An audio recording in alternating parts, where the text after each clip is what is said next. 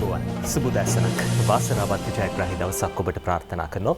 ඒ විතරක් නෙවෙයි ඔබට නිරෝගී දවසකුත් අපි ප්‍රාර්ථනා කරනවා. සුපුරුදු විදිහටම හැමදාම සිද්ධ කරන ප්‍රාර්ථනාව නිරෝගීකම උතුම්ම සැපත කොරෝනා වසංගතයෙන් හින්දා මුළු මහත් ලෝකෙම දැඩි පීඩාවකට ලක් වෙලා ඉන්නවා. අපේ රටේ තත්ත්වයේ ලෙසමයි අපේ රටේ රජයේ සෞඛ්‍ය අංශ මේ හැම දෙනෙක්ගේම දායකත්වයෙන් ඒ කාර්යභාරය නිසාම මේ බලපෑම ටිකක් අවම කරගන්න අඩු කරගන්න අපිට හැකියාව ලැබිලා තියෙනවා. ඒ කොහොම වුණත් අපේ රටේ කොරෝනා ආසාදිතයන් සංඛ්‍යාව 50,000 සීමාව ඉක්මවලා ගියා. දැන් මේ මොහොත වන විට අපේ රටින් වාර්තා වන කොරෝනා ආසාදිතයන් සංඛ්‍යාව 50,229ක්. සුවය ලැබූ පිරිස 43,267ක්. රෝහල්වල දැනට ප්‍රතිකාර ලබන පිරිස 6,715ක්. අවාසනාවට අපේ රටේ මරණ 247ක් සිද්ධ වෙනවා. ඊයේ දවසෙත් අපිට මරණ පිළිබඳව අහන්න ලැබුණා. මරණ ප්‍රමාණය 247ක්. හැබැයි මේ කොරෝනාවෙන් විශේෂයෙන්ම අපි දකිනවා කොරෝනාව ආසාදනය වෙන බොහෝ පිරිසක් සුවය ලබනවා. දැන් 50,000 සීමාව ඉක්මවලා ගියත් 43,000කට වැඩි පිරිසක් සුවය ලබලා රෝහල් වලින් පිට වෙලා. හැබැයි අර ආසාත්මිකතා නොයෙකුත් නිදන්ගත රෝග තිබෙන බොහෝ පිරිසකට විවිධ සංකූලතා මත වෙනවා. බොහෝ පිරිසකට අර කොරෝනාව නිසා නියුමෝනියා තත්ත්වයන් ඇති වෙනවා. සමහර වෙලාවට හදවත මේ නවතින්න පුළුවන්. විශේෂයෙන්ම පෙනහළු වලට නිසියාකාරයෙන් ඔක්සිජන් ගමන් කරන්නේ නැහැ. මේ කරුණු කාරණා බොහොම වැදගත්. හදවත නවතිනකොට වෛද්‍යවරු සාමාන්‍යයෙන් තෙරපුම් බලයක් යොදලා හදවත නැවත පණ ගන්නවන් උත්සාහ කරනවා. හැබැයි මේක සමහර වෙලාවට ඒ වෛද්‍යවරයාගේ දක්ෂකම නැත්නම් ඒ පළපුරුද්දත් එක්ක බැඳී පවතින දෙයක්. කොහොම වුණත් මේ වෙනුවෙන් විශේෂිත උපකරණයක් නිෂ්පාදනය කරන්න අපේ රටේ තරුණයෙකුට පසුගියදා හැකියාව ලැබුණා. අද දවසේ අපි ඒ තරුණයාව 7 වෙනි පැයට එකතු කරගත්තා. ඒ තරුණයා දැන් පොදු රාජ්‍ය මණ්ඩලීය තරුණ පාර්ලිමේන්තුවේ සෞඛ්‍ය අමාත්‍ය ධුරය හොබවනවා. අපි සුබදැසනක් කියලා පිළිගන්නවා ඩිල්ෂාන් අපේ වර්ධන අපිත් එක්ක එකතු වෙන්නේ. වෛද්‍ය ශිෂ්‍යෙක් මේ වෙනකොටත් අවසන් වසරේ වෛද්‍ය ශිෂ්‍යෙක් විදිහට කටයුතු කරනවා. අපේ රටේ නම ජාත්‍යන්තරයට අරන් ගිහිල්ලා අපේ රට පිළිබඳව ලෝකයට කියා දෙන්නට කටයුතු කරපු මේ චරිතය අපි අද දවසේ 7 වෙනි පැයට එකතු කරගත්තේ. ඩිල්ෂාන් අපි ආරම්භයක් විදිහටම කතා කරමු. කොහොමද දැන් පොදු රාජ්‍ය මණ්ඩලීය තරුණ පාර්ලිමේන්තුව කිව්වම සමහර වෙලාවට බොහෝ දෙනෙක්ට තරම් හුරු පුරුදු නැති තැනක් වෙන්න පුළුවන්. කොහොමද මෙහෙම සෞඛ්‍ය අමාත්‍ය ධුරයටපත් උනේ? අපි එතනින්ම පටන් ගමු. ඔව්.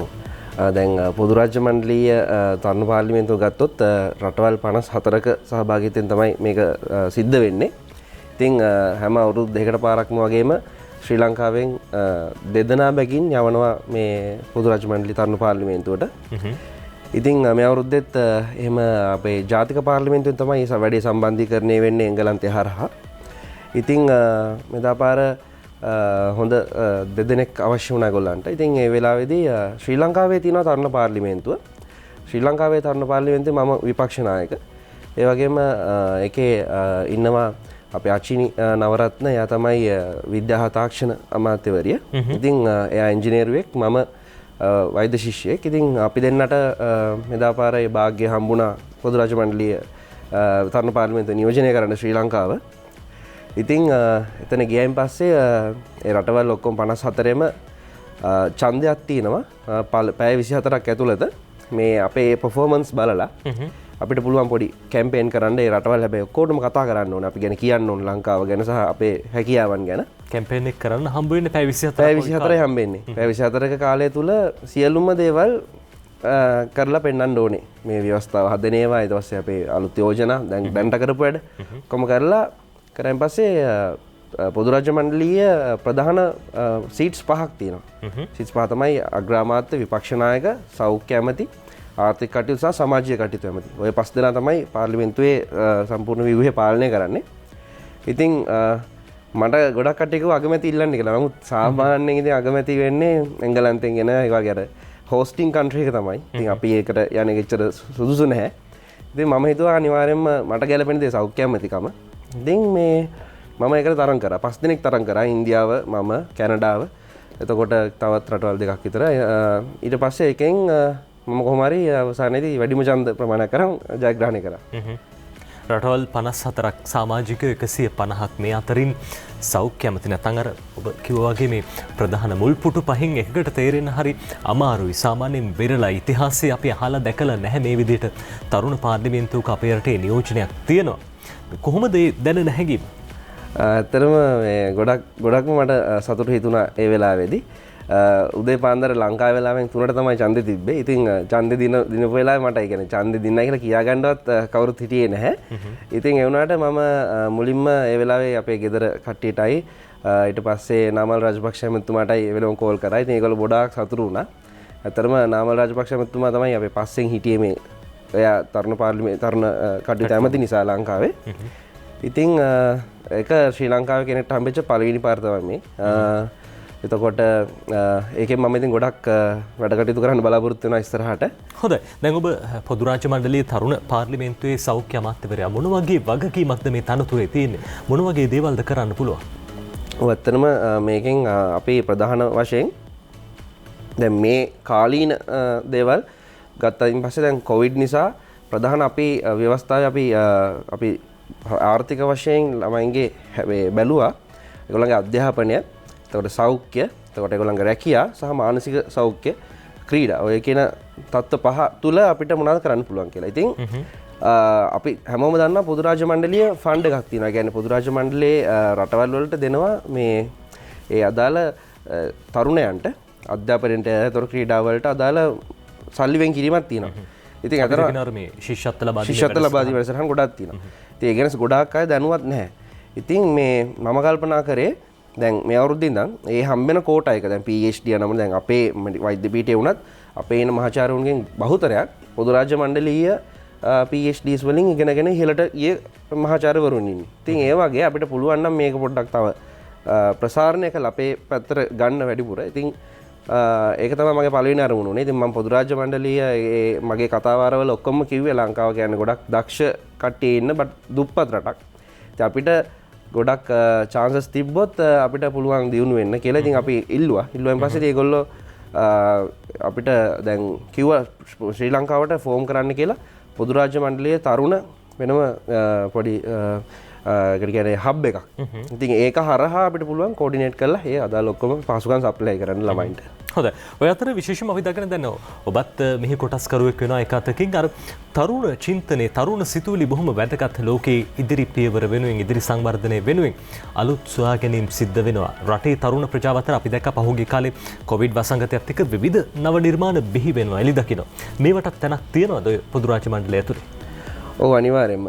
දැන් ඒ කියන්නේ ඒකෙදි මට මේ සෞඛ්‍ය අමාත්‍යකම ලැබෙන්න හේතුව තමයි මම ගොඩාක් අලුත් විදියට හිතලා කරපු නිසා. ඒ කියන්නේ සාම්ප්‍රදායිකව අපි හිතන එක තේරුමක් නැහැ කියලා මම කියන්නේ.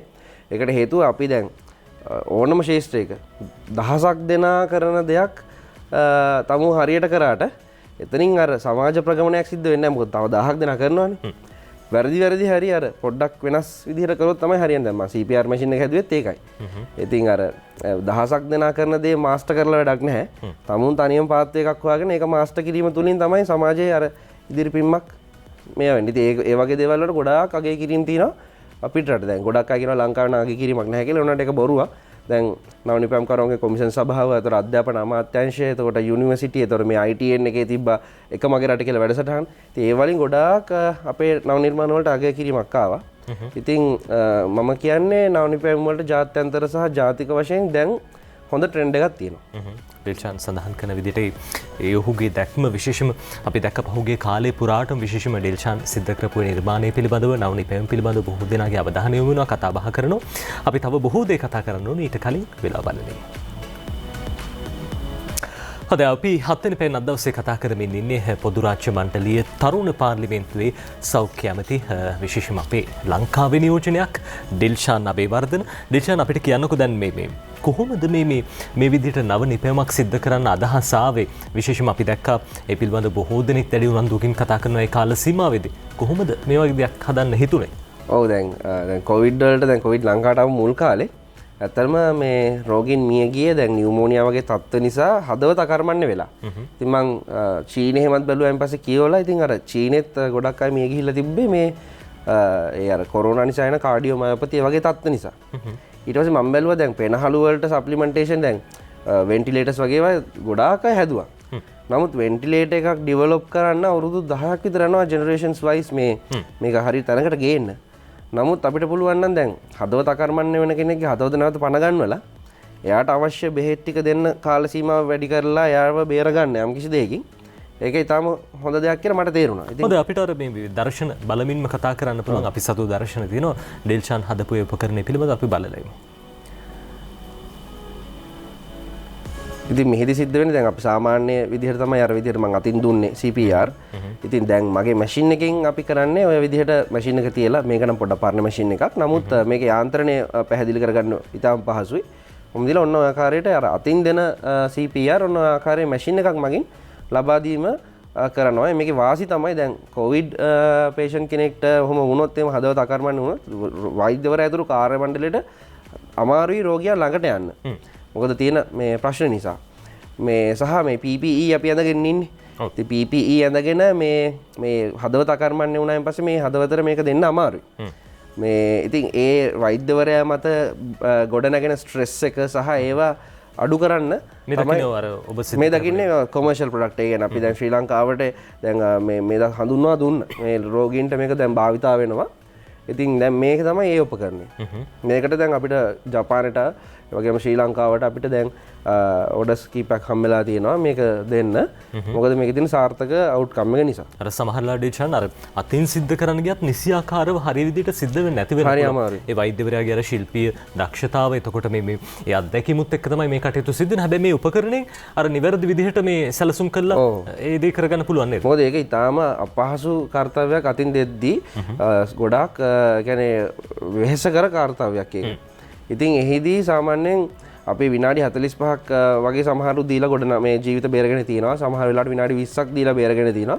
නමුත් මේ කාලපරාසය තුල අපි මේක පපුතරපම් ලබා දෙනකොට අපි වක්‍රයක් ආකාරයෙන් ගත්තොත් එහෙම මේකේ තියෙන ඉෆෙක්ටිව්නස් එක එහෙමත් බලපෑම ඒක අඩු වෙනවා කාලයත් සමග.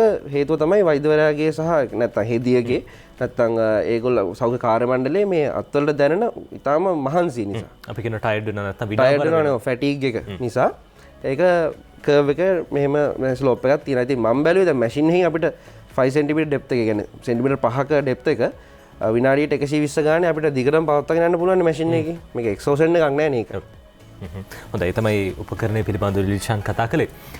අපේ රටේ නව ජාත්‍යන්තරයට ගෙන ගිය විශිෂ්ට නිර්මාණයක්. ඉතින් ඩෙල්ෂාන් පිළිබඳව කතා කරනකොට ඩෙල්ෂාන් ආරම්භය ගැන අමතක කරන්න බෑ. කොහොමද මේ පටන් ගත්තේ? අධ්‍යාපනය ලැබුවේ මොන පාසලේද? එතකොට ගම් පළාත ගැන කිව්වොත් එහෙම. ඔව් මම කටුනායක එයාපෝට් එක ළඟ. ඉතින් මම මාරිස්තලා මීගමුව මගේ අකුරු කරපු පාසල. ඉතින් මම එකෙන් 13 වසරේ වෙනකම් ඉගෙන ගත්තේ මගේ පාසලේ. ඊට අමතරව මට මගේ ගුරුවරු ගොඩක් උදව් කරා මේ තත්ත්වයට එන්න. ඊට අමතරව මම අපොස උසස් පෙළ විභාගයෙන් විශිෂ්ට සමත්වල මම ආවා කොළඹ වෛද්‍ය පීඨය ඉගෙන ගන්න. ඉතින් වෛද්‍ය පීඨය ඉගෙන ගන්න මම වෛද්‍ය විද්‍යාව විතරක් නෙමෙයි තව කීප දේවල් වගේ කරා. සංගීතය වගේම විද්‍යාව වගේ දේවල්. ඉතින් මට ඒවටත් ඩිග්‍රීස් තියෙනවා. ඉතින් මට ජාත්‍යන්තර දේශපාලනය සහ ජාතික දේශපාලනයට මම ආස හිතුනේ.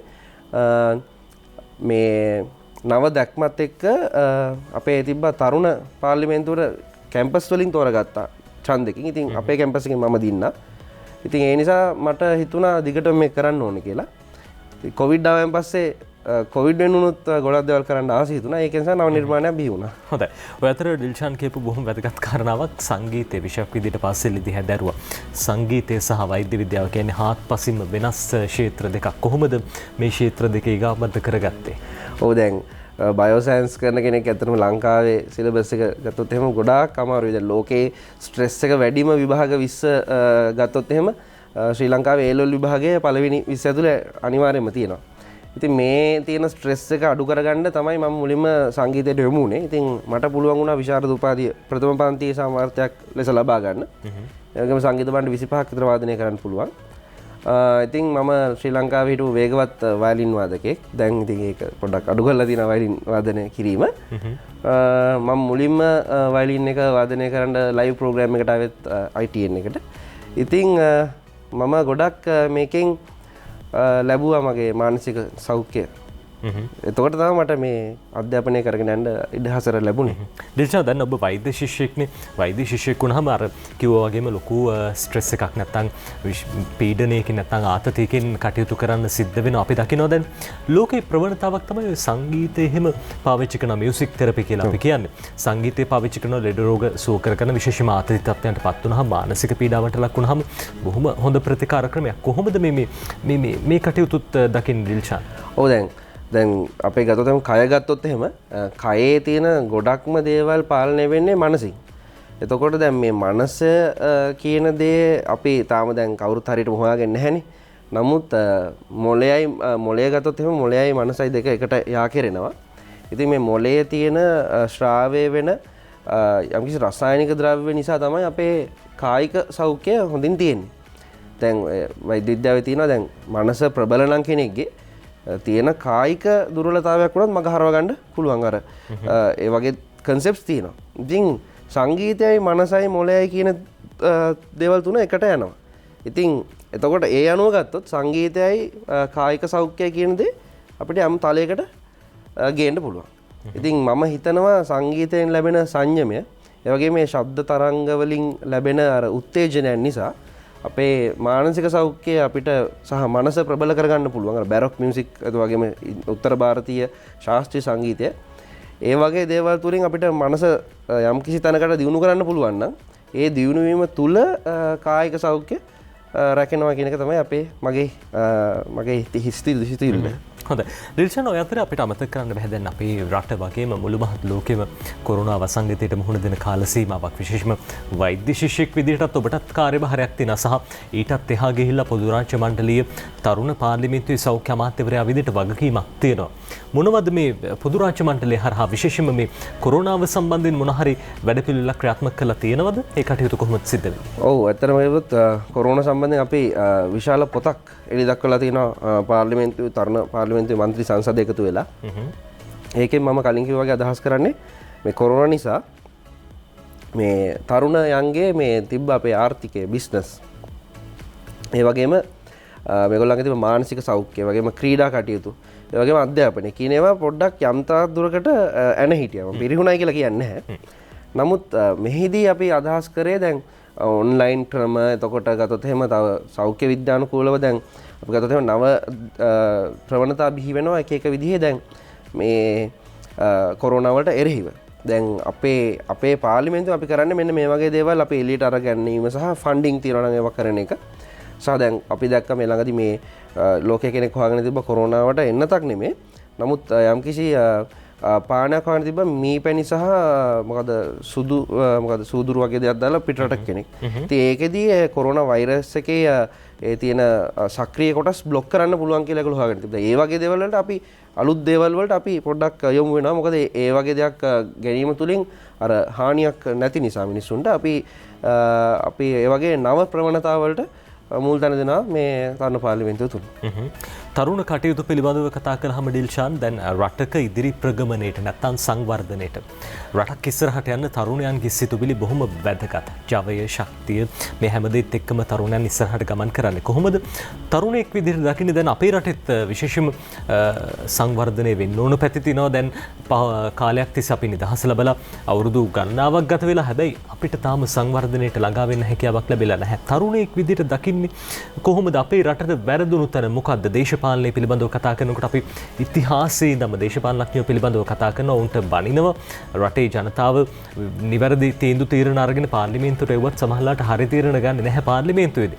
තරුණයෙක් විදිහට දකින්නේ මොකද්ද අපේ රටට වැරදුණු තැන කොතනද? මුලින්ම තරුණයෝ කියන අය ඔළුවෙන් අයින් කරගන්න ඕනේ සියලුම දේවල් මේ රජයෙන් නිකන් කරලා දෙනකම් බලන් ඉන්න එක. දැන් අපි දකිනවා දැන් මමත් එල රජයේ විශ්වවිද්‍යාලයක ශිෂ්‍යෙක්.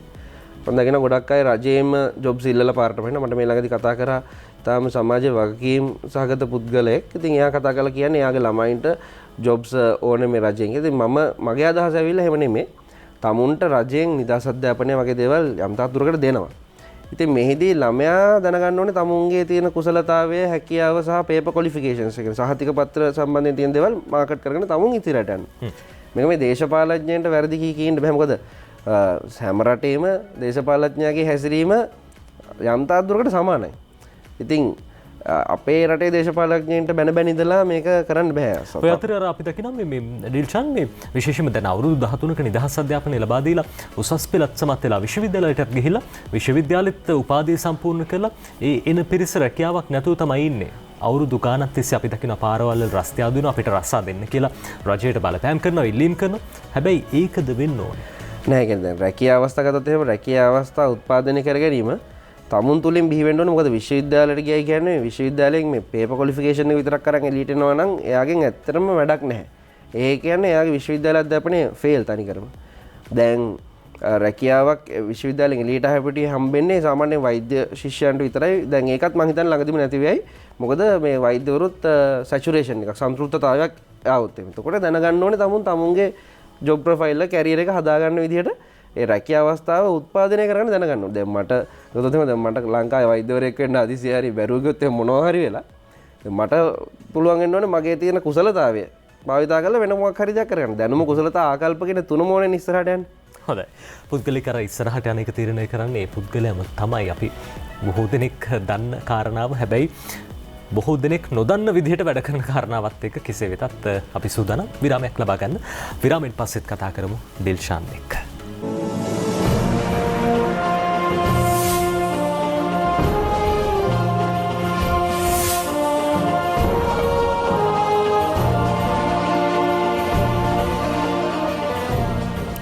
ඔබනවතත් එකතු වෙනේ 7 වෙනි පැය සමකින් පොදු රාජ්‍ය මණ්ඩලීය තරුණ පාර්ලිමේන්තුවේ සෞඛ්‍ය අමාත්‍යතුමන් ඩිල්ෂාන් හබේවර්ධන අපිත් එක්ක ඉන්නේ. ඔහු වෛද්‍ය ශිෂ්‍යෙක් අපේ රටේ නම ජාත්‍යන්තරයට ගෙන ගිය චරිතයක්. අපි කතා කරමින් හිටියේ විශේෂම තරුණ අදහස් පිළිබඳව, තරුණ සිතිවිලි පිළිබඳව.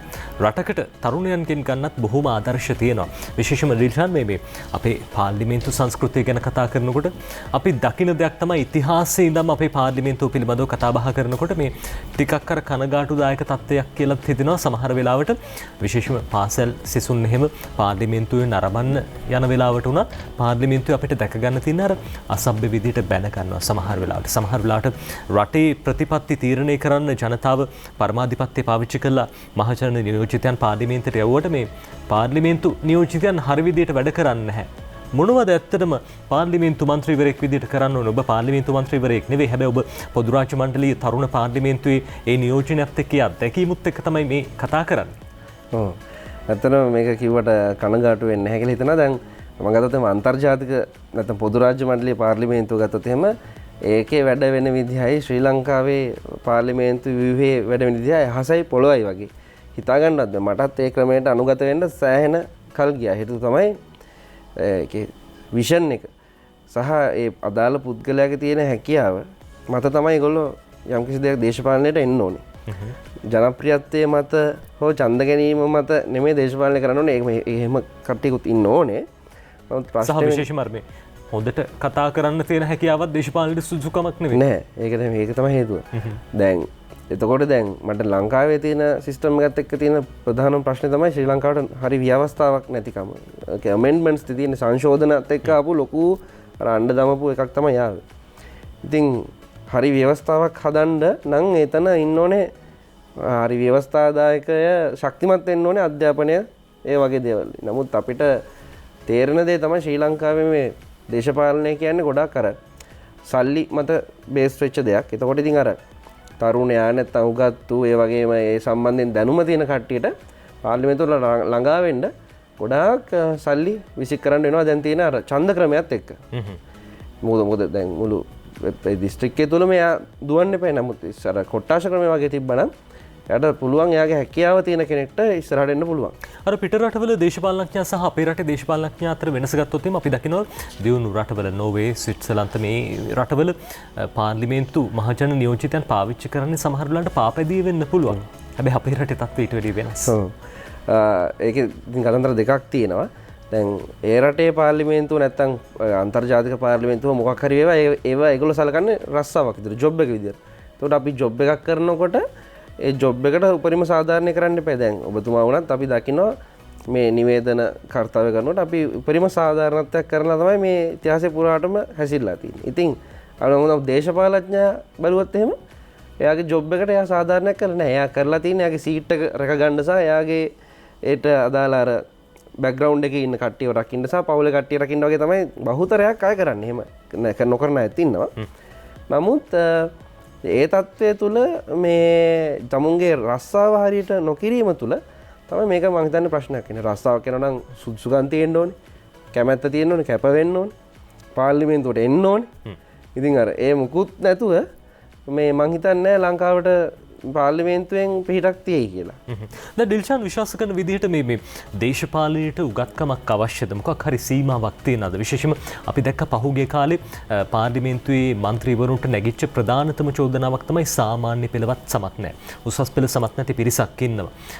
උපාධියක් නැත්තම් මොකක් හරි වෘත්තිමය භාවයක් තියෙනවද පාර්ලිමේන්තුවකට පිවිසෙනකොට? අනිවාර්යයෙන් දැන් මම කියන්නේ සෞඛ්‍ය ඇමති වෙන්න ඕනේ වෛද්‍යවරයෙක්. එතකොට නාගරික සංවර්ධන අධිකාරියේ සම්බන්ධ ඇමතිවරයා වෙන්න ඕනේ ඉංජිනේරුවෙක් කියලා මම කියන්නේ නැහැ. නමුත් යම් කිසි දුරකට සාක්ෂරතාවය තියෙන්න ඕනේ. ඒකට හේතුව තමයි දේශපාලඥයෝ සංවේදී තීරණ ගන්න නරකයි. සංවේදී තීරණ ගැනීම තුළ තමයි ප්‍රගමනයක් නැත්තේ. හැබැයි මිනිසුත් කැමති සංවේදී තීරණ ගන්නවට. නමුත් ඍජු තීරණ ඒ වගේම ශාස්ත්‍රීය වශයෙන් කියන්නේ දැන් අපි තර්කානුකූලව හිතලා ගන්න තීරණ නිසා රටේ ඉදිරි අනාගතය සුබදායක වෙන්න ඕනේ. මොකද හේතුව අර නිකන් මිනිස්සුන්ගේ නිකන් සිතුවිලි ගැන හිතලා ගන්න තීරණ කෙටි තීරණ. ඒ වලින් රටට ගොඩක් හානිකර තත්ත්ව තමයි ඇති වෙන්නේ. දැන් අර ඩිල්ෂාන් සඳහන් කරපු කාරණාවක් බොහොම වැදගත්. ඒ තමයි දැන් විශේෂම රටක් වුණාම රජයක් වුණාම ව්‍යවස්ථාවක් තියෙන්න ඕනේ. අපේ රටේ ව්‍යවස්ථාව ගත්තාම ආණ්ඩුක්‍රම ව්‍යවස්ථාවට දැන් සංශෝධන එල්ලලා 19ක් ඉවරලා 20ක් ගෙනාවා. හැබැයි අතිගරු ජනාධිපතිතුමන් පොරොන්දුවක් දුන්නා. එතුමන් බලයට පත් වෙනකොටම පොරොන්දුවක් විදිහට ලබා දුන්නා. අලුත් ව්‍යවස්ථාවක් ගෙනෙනවා. අලුත් ව්‍යවස්ථාවකදී මොන වගේ දේවල් ගැනද සැලකිලිමත් වෙන්න ඕනේ රටක් විදිහට අපි? ඔව් මගේ වගකීම තමයි ව්‍යවස්ථාව ගත්තොත් එහෙම අපි කතා කරද්දී මම හිතනවා තරුණයන්ට මුල් තැන දෙන්න ඕනේ. මොකද සහ අධ්‍යාපනයේට. මොකද මේ වලට දීලා තියෙන තැන මදි. ලංකාවේ මේන් ඉන්වෙස්ට්මන්ට් එක වෙන්න ඕනේ මේ තරුණයව හරියට හදලා පිටරට අරින එක මිසක් මේ ගෘහ සේවයට කට්ටිය අරින එක නෙමෙයි. මොකද ලංකාවට සල්ලි ඕනනේ. ඉතින් නිදහස් අධ්‍යාපනයේ ඉන්වෙස්ට්මන්ට් එක තමයි ඒක. එතකොට ව්‍යවස්ථාවට ඉතින් ඒ වගේ දේවල් එකතු කරන්න ඕනේ. ඊට අමතරව ලංකාවේ තියෙන මේ නීති රීති පද්ධති ගොඩක් පරණයි. ඉතින් ඒ වගේම මේ දැන් අපි amendments ගෙනල්ලා තියෙනවා. ඒ amendments ගැන සම්බන්ධව මම හිතන්නේ පාර්ලිමේන්තුවේ ඉන්න අයවත් දන්නවා කියලා. amendments නැති, ඒ කියන්නේ හරි ව්‍යවස්ථාවක් මම හිතන්නේ අවශ්‍යයි. මේ රටේ දැන් අපි ගත්තොත් දැන් පළාත් සභා ක්‍රමයේ තියෙනවා. ඒවා අත්‍තරම අර අපේ රටේ පාලන තන්ත්‍රයට ගොඩක් බලපාන ඒවා කියන්නේ ස්වෛරී භාවයට. ඉතින් මම හිතනවා ඒ වගේ ක්‍රම පොඩ්ඩක් අහෝසි කරලා ශ්‍රී ලංකාව කියන පොඩි රටක්නේ මේ 225 දෙනා හොඳටම ඇති පාලනය කරන්න ඊට පස්සේ ඉතුරු ටික නගර සභාව වලින් මහනගර සභාව වලින් කරගන්න පුළුවන්. ඉතින් ඒ වගේ පැටර්න් එකකට මේක ලංකාව ගෙනාවොත් මම හිතන්නේ සල්ලිත් ඉතුරු වෙලා මිනිසුන්ටත් වැඩක් කරන්න පුළුවන්. උටමකේ ඩිල්ෂාන් කියපු කාරණා අතර මේ ව්‍යවස්ථා සංශෝධන පිළිබඳව පාර්ලිමේන්තු මන්ත්‍රීවරුන්ට සමහර වෙලාවට දැනුවත් නැහැ. අපි දැක්ක ඉතිහාසය ගත්තාම අධිකරණයට ගිය අවස්ථා බොහෝ තිබුණා. විශේෂයෙන්ම දැන් රජයක් බලයට පත් වුණාම ව්‍යවස්ථාවකින් අපි දැක්කා මේ පහුගිය කාලේ 2019 2018 අවුරුද්දේදී ව්‍යවස්ථා සංශෝධනයෙන් බලය ලබා දීලා තිබේ. අවුරුදු 4මාරකට පස්සේ පාර්ලිමේන්තුව විසිරුණා. හැබැයි ඊට කලින් හිටපු ජනාධිපතිවරයා පාර්ලිමේන්තුව විසිරුණ අවසානයේ අධිකරණයට යනවා. අධිකරණයේ මතය විමසන්නේ අධිකරණය පිළිබඳව ඔවුන්ගේ තීන්දුව ලබා දෙනවා. මන්ත්‍රීවරු විතරක් නෙවෙයි රටේ ජනතාවත් ව්‍යවස්ථාව ගැන දැනුවත් වෙන්න ඕනේද? රටේ ජනතාව කොහොමද සම්බන්ධ වෙන්න ඕනේ? ඒකට මම පොඩි ගෙනවත් එහෙම පොඩි යෝජනාවක් පාසල් කාලයේදීම මේ ව්‍යවස්ථාදායකයේ සම්බන්ධව අපි අනිවාර්ය විෂයක් විදිහට උගන්වන්න ඕන ළමයින්ට. ඒ වගේම මේ ව්‍යවස්ථාව හදන කාලයක් යනවනේ. ඊට පෙර කාලයක මාස 6ක විතර කාලයකදී අපි බලන්න ඕනේ මේ අදහස් ගන්න. දැන් මෙදාපාරණ එක වෙනවා. මම දකිනවා සංවිධාන කීපයක් මගින් මේ ළමයින්ගේ තරුණයන්ගේ වගේම පුරවැසියන්ගේ මේ ව්‍යවස්ථාවට තියෙන අදහස් විමසලා ඒක මේ මම දැක්කා මේ අපේ අධිකරණ ඇමතුමා කියලා තිබ්බ බාර දෙන්න කියලා BMI සීච් එකට ඇවිල්ලා. දැන් ඩිල්ෂාන් හිතන විදිහට ඒ කටයුතු ප්‍රමාණවත්ද? තව ඊට වැඩි ගැඹුරට යන්න ඕනද රටක් විදිහට අපි? මම හිතන්නේ මෙහෙම අපිට ව්‍යවස්ථාවට එන්න ඕන දේවල් එම පෞද්ගලික මට්ටමින් නෙමෙයි බාර දෙන්න තියෙන ෆෝරම් එකක් වගේ. කියන්නේ හැමෝටම දැනුවත් වෙන්න පුළුවන් නම් එතකොට හොඳයි. මොකද දැන් මේ වර්තමානයේ තියෙන එක ගත්තොත් එහෙම දැන් අඬ දාලා ඒකේ තියෙන අර පොඩි සියුම් තැන් අපි දන්නෙත් නැහැ. දැන් උදාහරණයක් විදිහට දැන් මහපක්ෂ තියෙද්දි සුළු පක්ෂවලින් ඇත්තට මේක පාලනය වෙන්නේ පාර්ලිමේන්තු ක්‍රමය වුණා. ඒකට හේතුව තමයි අපි නොදැනුවත්ව මේ වෙනස්කම් කරගෙන ඇවිල්ලා තිනවා කාලානුරූපීව. ඉතින් අර එහෙම නැතුව අර විකෘති වෙලා තිනවා. ඒ කියන්නේ ඇත්තටම සුළු පක්ෂවලින් දැන් සමහරවල් ඉන්නේ සීට් එකේ එක්කෙනයි දෙන්නයි മന്ത്രിවරු. ඒගොල්ලෝ තමයි ආණ්ඩුවත් පාලනය කරන්නේ. එතකොට දැන් ආණ්ඩුවට අපි ආණ්ඩුවකින් බලාපොරොත්තු වෙන දේ කරගෙන යන්න බෑනේ. ඒගොල්ලන්ව තෘප්තිමත් කර ඉන්න වෙලා මේ වර්තමානයේ තුල. එහෙම නෙමෙයි කරන්න ඕනේ. ඉතින් මම හිතන්නේ දැන් ව්‍යවස්ථාදායකයට යෝජනා දෙද්දී සියල්ලන්ගේම මම හිතනවා මේ අපේ අදහස් විමසන්න ඕනේ පුරවැසියෙක්. ඒක තමයි ප්‍රජාතන්ත්‍රවාදී කියන්නේ. ඒ අනික ඒ විමසන අදහස් අපි ජනගත කරන්න ඕනේ මොකක් හරි එක්කෝ මේ පත්තරකින් හරි මොකෙන් හරි මේ ඒගොල්ලන්ගේ අදහස් මොනවද කියලා විමසන්න ඕනේ. විකෘති රූපී අදහස් එන්න පුළුවන් අර දීර්ඝකාලීන බලපෑම නොපෙනෙන ඒවා එකපාරට. හොඳයි ඩිල්ෂාන් ඔබ තරුණයෙක්. ඔබ තරුණ කටයුතු අමාත්‍යාංශය සමග බොහොම සමීප වැඩ කටයුතු කරන අපේ රටේ තරුණ කටයුතු අමාත්‍යාංශය සමග දැන් විශේෂයෙන්ම අපි දකිනවා අමාත්‍යතුමාගේ පාර්ශවයෙන් පවා එතුමන් පවා ආදර්ශ දෙමින් කටයුතු කරනවා තරුණයෙක් විදිහට. මොනවද අපේ රටේ තව අඩුපාඩු? විශේෂයෙන්ම අපි ග්‍රාමීය ප්‍රදේශවලට ගියාම අර ග්‍රාමීය ක්‍රීඩාව නංවන්න පහසුකම් ලබා දෙන්න ඕනේ. එතකොට විශේෂයෙන්ම තරුණයාගේ අදහස් වලට සිතුවිලි වලට තවමත් ඉඩක් නැහැ වගේ අපිට දැනෙනවා. මොනවද වෙන්න ඕනේ? මෙච්චරකල් තිබ ලොකුම අඩුපාඩුව තමයි මේ තරුණ කටයුතු සඳහා මේ තරුණ ඇමතිවරයෙක් හිටියේ නැතිකම. මොකද අර තරුණයාගේ තියෙන පොටෙන්ෂල් එකේ එනර්ජි එක ඒ කියන්නේ දැනගෙන ඒ රිද්මේ හඳුනා ගන්න පුළුවන් කෙනෙක් වෙන්න. මෙදාපාර අපිට හම්බෙලා තියෙන තරුණ කටයුතු ඇමති කෙනෙක්. ඉතින් ජාත්‍යන්තරයේත් ඒ සම්බන්ධයෙන් අවධානය යොමු වෙලා තියෙනවා පොදු රාජ්‍ය මණ්ඩලයේ පාර්ලිමේන්තුවේ පවා.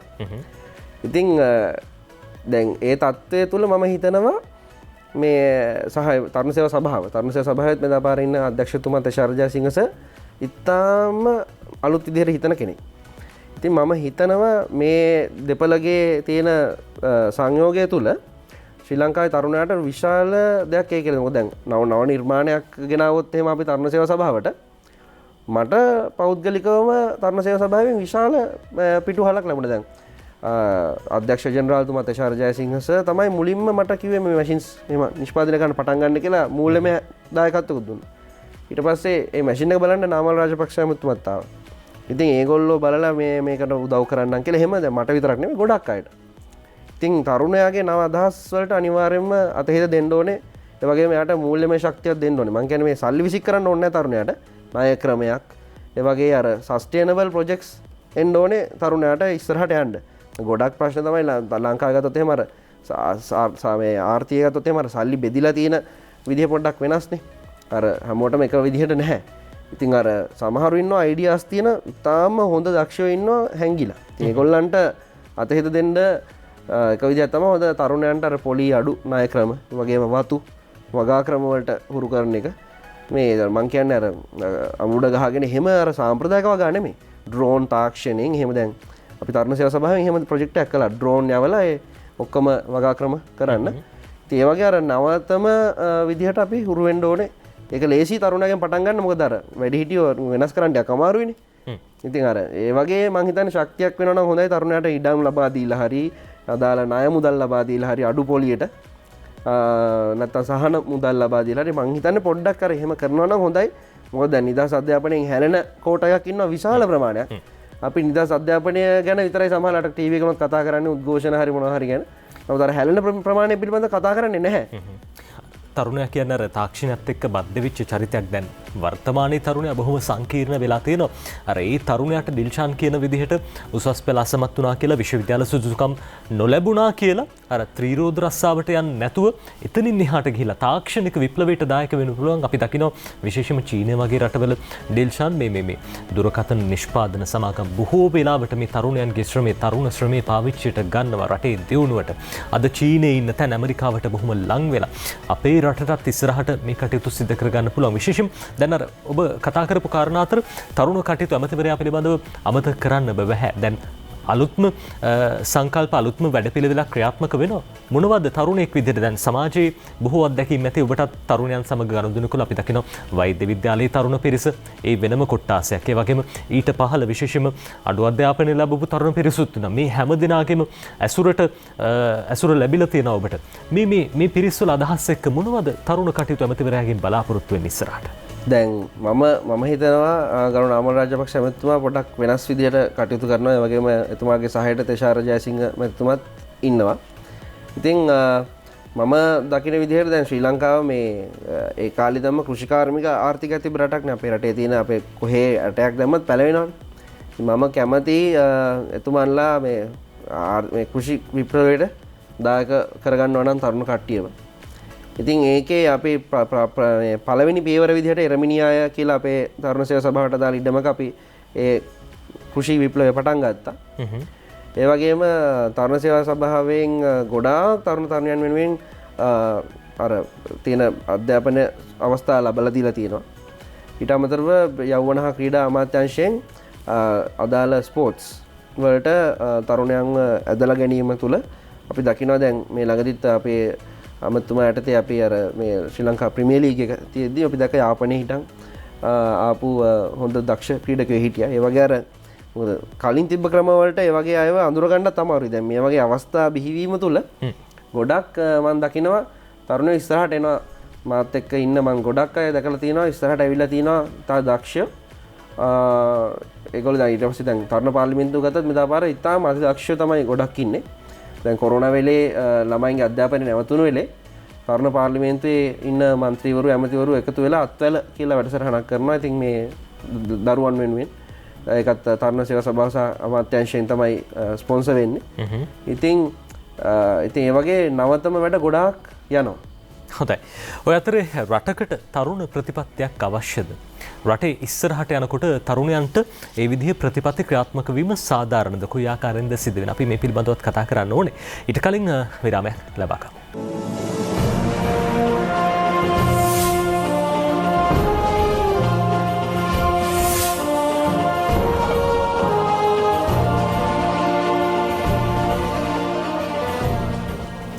ඔබ නැවතත් එකතු වෙන්නේ 7 වෙනි පැය සමගින් අපි කතා කරමින් ඉන්නේ පොදු රාජ්‍ය මණ්ඩලීය තරුණ පාර්ලිමේන්තුවේ සෞඛ්‍ය ඇමති ඩිල්ෂාන් අබේවර්ධන සමගින්. ඩිල්ෂාන් වෛද්‍ය පීඨ ශිෂ්‍යෙක්, අවසන් වසර ශිෂ්‍යෙක්. ඩිල්ෂාන් අර මේ විරාමයට යන්න කලින් කියපු කාරණාව රටකට තරුණ ප්‍රතිපත්තියක් අවශ්‍යද? අපේ රටේ කාලයක් තිස්සේ කතා කරනවා. හැබැයි තවමත් ප්‍රතිපත්තියක් ක්‍රියාත්මක වෙනවා කියලා නම් පේන්නේ නැහැ. අපේ රටේ කියන්නේ වර්තමානයේ තියෙන මේ තරුණ ප්‍රතිපත්තියයි අර ව්‍යවස්ථාව අතර ලොකු වෙනසක් මම දකින්නේ නැහැ. හේතුව ඒකත් ගොඩ කාලෙකින් අර යාවත් කාලින වෙලා නැහැ. ඉතින් මම කැමතියි දැන් පිටරට තියෙන තරුණ ප්‍රතිපත්තිත් එක්ක ගලපන්න. ඒකට මම හොඳම දෙයක් කරනවා මේ ටිකේ. ඒ තමයි අපේ පොදු රාජ්‍ය මණ්ඩලීය රටවල් තියෙනවානේ. පොදු රාජ්‍ය මණ්ඩලීය රටවල් වල ඉන්න තරුණ පාර්ලිමේන්තු මන්ත්‍රීලා සහ ඒ රටේ ඉන්න පාර්ලිමේන්තුවේ ඉන්න යෞවන කටයුතු ඇමති යන දෙපළව දැන් හැම රටේම පොදු රාජ්‍ය මණ්ඩලීය තරුණ පාර්ලිමේන්තුවෙන් දෙන්නෙක් ඉන්නවා. අදාළ රටේ ඇමති ඉන්නවනේ. ඉතින් මම මාසෙකට දෙකක් විතර කන්ෆරන්සස් ලෑස්ති කරනවා අපේ අමතුමත් එක්ක ඒ රටවල වල කොහොමද වෙන්නේ කියලා. දැන් පළවෙනි එක අපි ජමයිකාව එක්ක මම හිතන්නේ එන සතියේට පස්සේ සතියේ තියෙනවා. ඉතින් ඒ වගේ අර ඒ රටවලින් අපේ රටට ගන්න පුළුවන් දේවල් මොනවද සහ ඒ සමහර රටවලින් අපිට දෙන්න බලාගෙන තියෙනවනේ ගොඩක් දේවල් සහන. ඒවා ඒ සියල්ලම අන්තර්ජාතික වශයෙන් ඒවා කෝඩිනේට් කරන්න මම දැන් වැඩ පිළිවෙලක් සකස් කරමින් ඉන්නවා. දැන් අපි ජමයිකා එක පළවෙනිට කරනවා. රට ඕපන් කරායින් පස්සේ අපි බලාපොරොත්තු වෙනවා මේ රටවල් ඔක්කොම විසිට් කරලා ලංකාවට ගන්න පුළුවන් දේවල් ඔක්කොම මේ වලින් අරගෙන එන්න. හොඳයි. ඩිල්ෂාන් දැන් ඔබ නවනිපැයුම් සිද්ධ කරපු කෙනෙක්, නවනිපැයුම් කරුවෙක්, ඒ වගේම සෞඛ්‍ය ක්ෂේත්‍රයට බොහෝ දේවල් සිද්ධ කළා තියෙනවා. අපි දකිනවා තරුණයන්ගේ නිෂ්පාදන අර කන්සෙප්ට් නැත්තම් මේ සිතුවිලි සංකල්ප සමහර වෙලාවට හොරා ගන්නවා. වෙන කෙනෙක් පාවිච්චි කරනවා. ඒ වගේම මේ අර කන්සෙප්ට් එකක් ඩෙවලොප් කරලා මේක කොහොමද ප්‍රොඩක්ට් එකක් කරගන්නේ සහ අවසාන වශයෙන් ඔබ පොදු රාජ්‍ය මණ්ඩලීය තරුණ පාර්ලිමේන්තුවේ සෞඛ්‍ය අමාත්‍යදුරේ හොබවන්නේ. කවදා හරි දවසක ලංකාවේ සෞඛ්‍ය ඇමති වුණොත් මොනවද කරන්නේ? හොරකම් කිරීම ගැන කිව්වොත් එහෙම නව නිර්මාණය ඉතින් ඒක ඒ වගේ දැන් මටත් උනා. මගේ නව නිර්මාණයත් හොරකම් කරන්න දෙපිරිසක් විතර ආවා. ඉතින් එතකොට අදාළ නීතිමය පියවර ගන්න මට උදව් කරේ ස්ලික් ආයතනය කියන්නේ අපේ ශ්‍රී ලංකාවේ නව නිපැයුම් කරුවන්ගේ කොමිෂන් සභාව. ඉතින් මම කියන්නේ කාට හරි නව අදහසක් ආපු හැටි කරන්න ඕනේ ස්ලික් එකට කතා කරන්න ඕනේ. ඒක තියෙන්නේ මේ අපේ ගරු සීතාරමේ පොළ අමාත්‍යතුමියගේ අමාත්‍යාංශය යටතේ මහාචාර්ය රංගික හල්වතුර තමයි ඒකේ කමිෂනර්. දැන් මට නව නිර්මාණ අදහස ආවේ රෑ 10ට. මම රෑ 10ටම කතා කරද්දි ඒගොල්ලෝ ඒත් වැඩ. ඒ කියන්නේ පැය 24ම වගේ ඒ කියන්නේ ඒගොල්ලෝ අපි වෙනුවෙන් සැදී පැහැදී ඉන්නවා. මොකද අදහසක් ඕන වෙලාවක එන්න පුළුවන්. ඉතින් ආව හැටියෙම මාව පේටන්ට් ප්‍රොසීඩියර් එකට දාලා මාව ඒ අදාළ නීතිමය රාමුව තුළ මාව ශක්තිමත් කිරීම තමයි ඒගොල්ලෝ කරේ. මං කියන නව නිර්මාණකරුවෙක් මුලින්ම කරන්න ඕනේ ස්ලික් එකට යන්න ඕනේ. ගිහිල්ලා නිපෝ ආයතනයේ තියෙනවා ශ්‍රී ලංකා ඉන්ටෙලෙක්චුවල් ප්‍රොපර්ටිස්.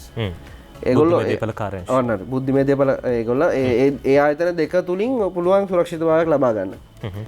ඊට අමතරව ගත්තොත් එහෙම ඔයගොල්ලන්ට ආර්ථික ශක්තියක් නැත්නම් ඒ ස්ලික් ආයතනයෙම ඉන්වෙන්ටර්ස් කමිෂන් එකෙන්ම ඒ අදාළ මූලික ආර්ථික ශක්තියත් ලබා දෙනවා නවනීපයම කමර්ෂල් ප්‍රොඩක්ට් එකක් දක්වා දියුණු කරන්න. හොඳයි. ඒ ආකාරයෙන් ඒ සහාය ලබා ගන්න පුළුවන්. අර මං අහපු ප්‍රශ්නේ කවදා හරි දවසක ලංකාවේ සෞඛ්‍ය අමාත්‍යවරයා බවට පත් වුණොත් මොනවද කරන්න බලාපොරොත්තු වෙන්නේ? මොනවද දැන් සිද්ධ වෙන ක්‍රමයේ තියෙන අඩුපාඩු? කෙටියෙන් අපිට කියන්නකෝ. සෞඛ්‍ය ඇමති වෙන්න නම් මුලින්ම ඉතින් ඡන්දෙ ඉල්ලන්න ඕනේ. ඉතින් මම බලාපොරොත්තු වෙන්නේ නැහැ ඡන්දෙ ඉල්ලන්න කොහෙත්ම. නමුත් දේශපාලනයට කන මොනවා හරි වෙලෙකින් ඔය ජාතික ලයිස්තුවෙන් හරි මොකද ආරාධනයක් ආවොත් මම වයසක කාලෙකදී මම කැමතියි මගේ මුළු හදවතින්ම ලංකාවට සේවය කරන්න.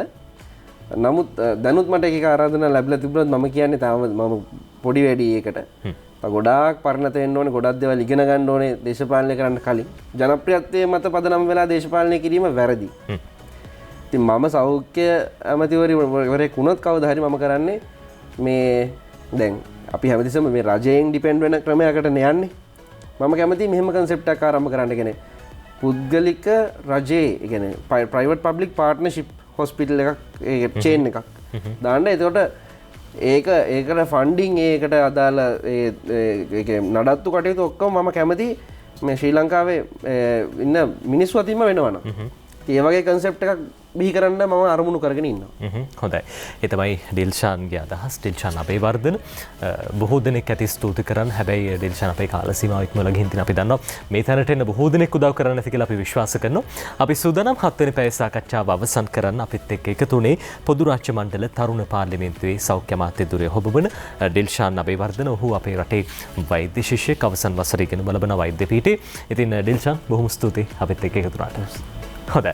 අපි සූදානම් සාකච්ඡාව අවසන් කරන්න. අපි යලිත් ඔබව මුණ ගැහෙන්නේ හෙට දවසේ වගේම අද දවසේදී රටේ හින්දු ජනතාව අපේ රටේ පමණක් නෙවෙයි සමස්ත ලෝකවාසී හින්දු ජනතාව තයිපොංගල් උත්සවය සමරනවා. හැම දිනෙකටම සාමයේ සෞභාග්‍ය පිරි සුබ තයිපොංගල් උත්සවයක් අපි ප්‍රාර්ථනා කරනවා. අපි අන්තිම පැයෙන් සමුගන්නවා. හෙට උදෑසන 4ට නැවතත් මුණ ගැහෙමු. සුබ දවසක්.